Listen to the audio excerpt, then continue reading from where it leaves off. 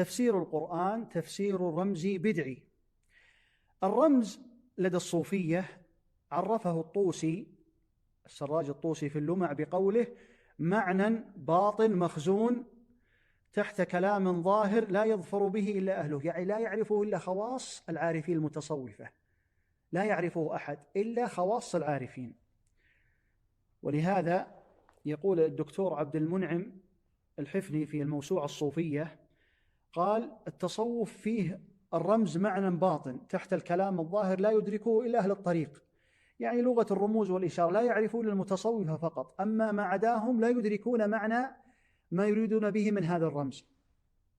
وقال بعض المتصوفة: من أراد أن يقف على رموز مشايخنا فلينظر في مكاتباتهم ومراسلاتهم فإن رموزهم فيها لا في مصنفاتهم. يعني مراد المتصوفة، مشايخ المتصوفة تعرفه في هذه الرموز لا فيما كتبوه، لأنهم يسمون هذه الرموز علم الباطن، وما في مصنفاتهم علم الظاهر، وعلم الباطن هو التصوف، هو الحقيقة، كما في تقسيمهم للدين إلى شريعة وحقيقة، فالشريعة للعوام، أما الحقيقة فهي لخواص المتصوفة. طبعا الرموز في المكاتبات والمراسلات إشارية،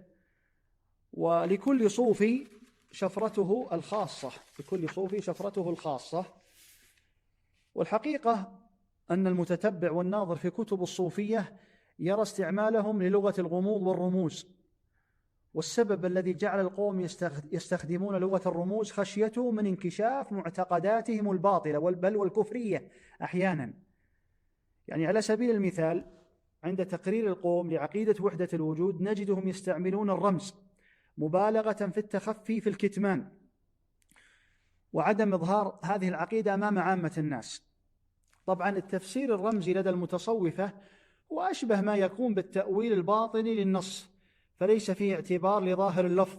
فالنصوص ليست على ظاهرها بل لها معان باطنية لا يعرفها إلا خواص العارفين، فهو تأويل للنصوص الشرعية على خلاف ما يظهر بمقتضى إشارات خفية يتوهمها المتصوفة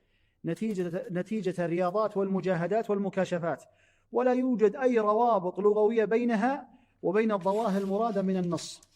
وقد ذكر شيخ الإسلام ابن تيمية رحمه الله في الفتاوى أن العفيف التلمساني قرئ عليه فصوص الحكم لابن عربي فقيل له: القرآن يخالف فصوصكم، فقال التلمساني: القرآن كله شرك، وإنما التوحيد في كلامنا، نعوذ بالله من ذلك.